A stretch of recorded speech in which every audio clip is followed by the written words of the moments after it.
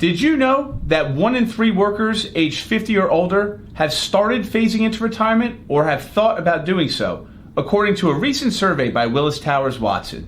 Roughly 15% of workers in this category have already begun reducing their work hours or responsibility, while 19% say they want to do so. Hey everyone, Gabe Galanti here, fiduciary financial advisor, owner, and CEO at Rockline Wealth Management. Over the last 12 years, I've had the pleasure of working with hundreds of clients to and through retirement. And today, I want to talk about a trend that we're seeing become more popular as workers are starting to feel that they'll have to work up to age 70 to have a successful retirement. In addition, I'm going to provide for you 3 examples of how someone might approach this trend to see if it might be right for you. In addition, I'm going to provide 3 examples of how someone might approach or try this trend to see if it's right for you. Phased retirement. You may have heard of this trend, but for those of you who haven't, let me explain how it works. Mind you, there's not one set method of how this happens, but a phased retirement involves cutting down the number of hours worked or responsibilities over time as you move towards retirement. You may have known or seen a colleague that's gone through this scenario over time, but it might have been less intentional. Now, however, employers are actually promoting it, as it can be helpful for both the employee as well as the employer. Let's use my fictionary friend Dave as an example.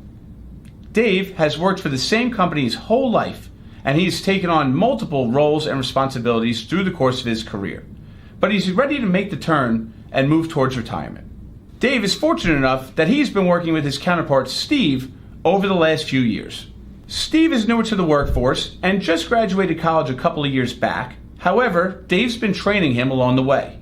Over the course of time, Dave has been able to work with his supervisor as well as his protege Steve to transition many of his roles and responsibilities he once had.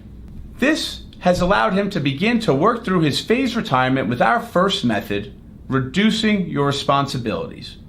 In doing this, you might have less stress and not feel like you're on call 24 hours a day. His phased retirement has a defined timeline, which will allow him to transition from full-time, then to part-time, then to fully retired. For the next method of working into a phased retirement, let's think of another hypothetical friend, and her name is Jess. Jess has been a rainmaker at her company through the entirety of her career, predominantly in the sales side of the organization. She's nearing retirement, but she wants to remain a part of the sales team that she created over time. After multiple conversations and putting their heads together, Jess and her employer felt that she could still make an impact while simultaneously moving towards retirement. This brings us to our second method, taking on a role of a consultant in the company. By doing this, Jess has effectively become a part-time employee by reducing her workload, but still allowing her to make an impact on her organization while moving towards retirement. Now, the last method that I want to discuss is my personal favorite and one that I hope to experience long down the road. For this example, let's use a hypothetical friend named Tim. Tim worked very hard his entire life, mainly in sales roles, eventually progressing and moving up to the C-suite at his company. Many parts of the job throughout his career included entertaining clients as well as networking. Tim built a great life for his family, and after a decades-long career, felt he was financially free and wanted to spend more time with them. As Tim was getting ready for retirement, he realized just how important structure was to his day. With that, he also knew that he did not want to continue on the corporate grind. So he made the transition to our third strategy, and that is pairing passion with part-time work. Tim had always loved golf. It was a major part of what he did as far as his networking and entertaining clients. So he decided to become a starter at a local golf course.